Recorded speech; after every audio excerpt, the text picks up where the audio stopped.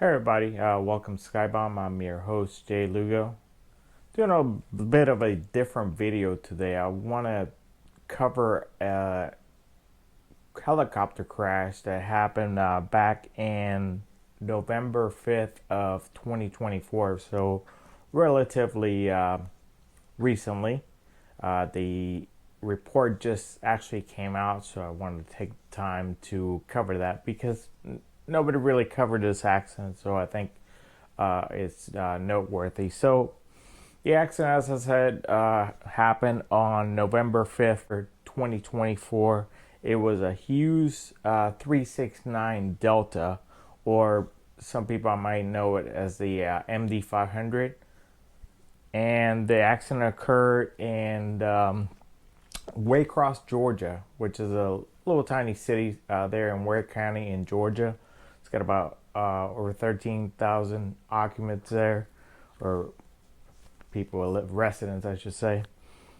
And so the narrative from Aviation Safety Network, trying to put my pilot debrief and Boncolario hat here for this one. So the narrative says the pilot was conducting a tree trimming operation on a power line right away that consisted of a 10-blade aerial saw that was slung below the helicopter. So this obviously, thinking they're operating in part 133, right? External load. So for those that don't know, so during cutting, a saw blade snagged a half-inch cable that wrapped itself around the lower saw blades. A section of the cable broke off and struck the tail rotor assembly, damaging stabilizers and tail rotor drive shaft. Continues to say the helicopter lost all tail rotor authority and began an uncontrolled yaw, impacting the trees as it descended to terrain where it came to rest on the left side. Now, for those that don't know, the left side is where the pilot sits in this particular model, being that it does long lining and you kind of have to have the ability to kind of stick your head out there on the left side. So the impact resulting in substantial airframe damage and rotor blades, and the operator did not report that there were any pre-impacted mechanical failures or malfunctions of the helicopter that would have concluded normal operation. The probable cost below states that an encounter with a foreign object which resulted in a loss of control and collision with terrain. It doesn't mention about injuries with the pilot, but as I'm going to tell you, the pilot suffered some minor injuries, and we're going to kind of look at so what transpired there. I have a report here from Ware County, I believe, that got dispatched to this accident. Let's see if we can pull that up. So if you go into your favorite search engine, put MD500 Waycross, Georgia, Ware County Fire Rescue. So it says November 5th, 2024. Today at approximately 12:25 p.m., our units were dispatched to a reported helicopter crash near the airport. So that would be the Waycross Airport. I believe the identifier is Kilo Alpha Yankee Sierra case. So thanks to a swift response, fire personnel arrived on scene within minutes, securing the area for safety. Miraculously, the aircraft single occupant only had non-life-threatening injuries.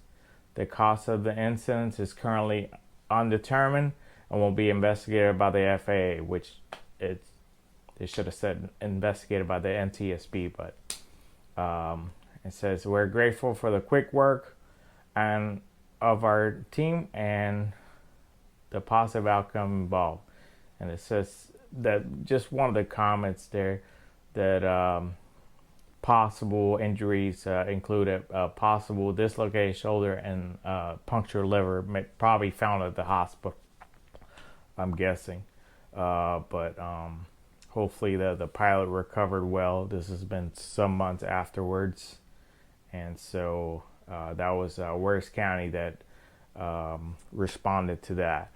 As far as pictures on the docket, we can go in and discuss that a little bit. I'm not gonna give you a pilot's name or anything. I do know this pilot personally, and so that's why I'm kind of keeping the company. But if you really want to know, you can go into the docket and find out. But as far as we know, so the helicopter had the airframe had a ton of hours. It had 40,678.6 hours. Not to say that it wasn't inspected properly and maintained in accordance. That's obviously with professional companies like this, their maintenance is usually pretty top notch. So what do we know? We talked about Waycross. We talked about the aircraft being operated under that Part 133, which that's for external load, doing those saw jobs, which they can be pretty dangerous. That's definitely not it's a high risk job. You're operating in that.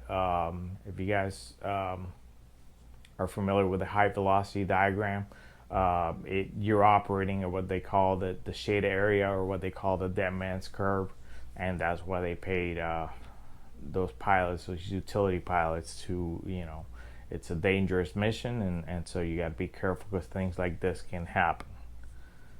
So let's see, what else did I want to include here? So the last part, pretty much the narrative of what the pilot experienced. So it says description of the damage. It says impact of the ground on nose tail boom. This is on the pilot's own word. Separated from aircraft, left side landing leg and damper attached broken, left skin broken in half, instrument console thrown through front windscreen area, hole in the air inlet fairing, tail rotor pedals broken, so very, very hard impact, and main rotor blades impact damage from trees, engine to transmission drive shaft couplings, tail rotor blades damaged by cable impact, horizontal stabilizer cut off, vertical stabilizer by cable. So I'm guessing not so much the pilot. This is probably the inspector that did the so assess the damage there. And what do we have as far as what the pilot wrote? It said aircraft was trimming tree limbs along power line right away with 10-bladed aerial saw. Saw picked up a half-inch stranded cable, wrapped up the bottom of the two blades. A chunk was cut off and flung into the tail rotor assembly. So very unfortunate. Worst place for it to go. Cable ripped through a top of vertical stabilizer, ends of horizontal stabilizer, twisted tail rotor drive shaft in half. Aircraft lost all tail rotor authority and began a violent spin into the trees, which pretty scary, right? Main rotor blades impacted the trees. The sudden stoppage resulted in the shearing of the engine to transmission drive shaft. Yep, definitely. There needs to be movement. If not, it's gonna mess up very violently. As the airframe fell through the trees, left landing gear hit a large branch, breaking the skid tube in half. Aircraft came to rest on the ground on its nose on the left side. Engine was still running, so definitely something that, you know, pilot had to secure that even after crashing. And pilot unbuckled and climbed out of the front windshield. So he escaped.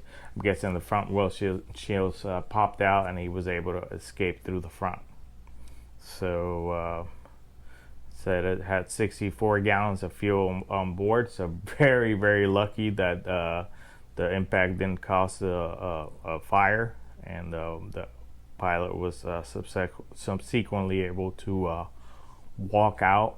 And so yeah, that pretty much covers this. Like I said, I'm gonna attach all the photos from the docket, and just give you kind of idea what this kind of looked like. Well, we can actually.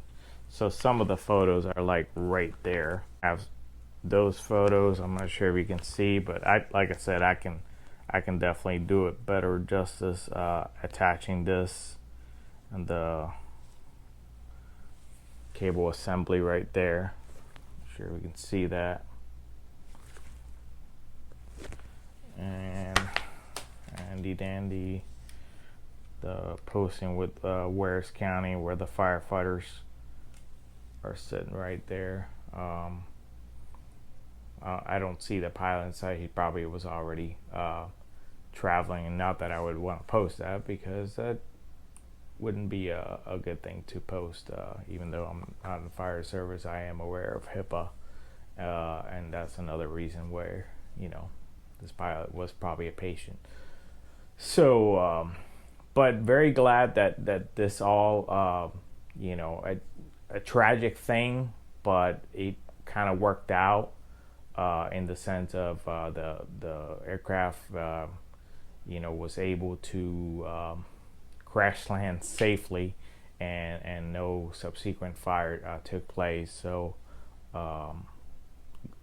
wishing the pilot a speedy recovery. Hopefully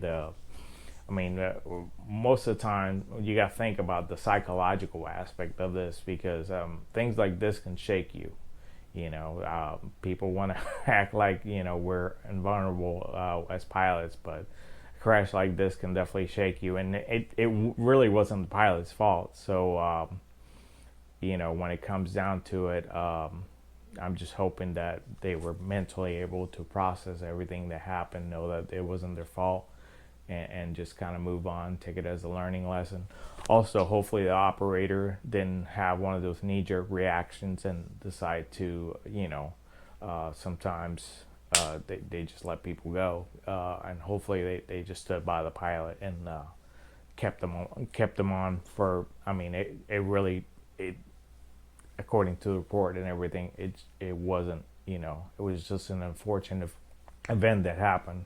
And inherently, we know that these jobs, the SAW jobs, are dangerous. So hopefully, they stood by their personnel, the pilot, and hopefully, a big learning lesson can be taken from this and put into the training manual, so this kind of thing doesn't happen again. So a little bit of a different video for y'all. So this has been Jay Lugo for Skybomb, signing out. Let me know what you think about it. Comment below, subscribe, all that good stuff. I always forget to mention that. But anyhow, y'all take care, okay?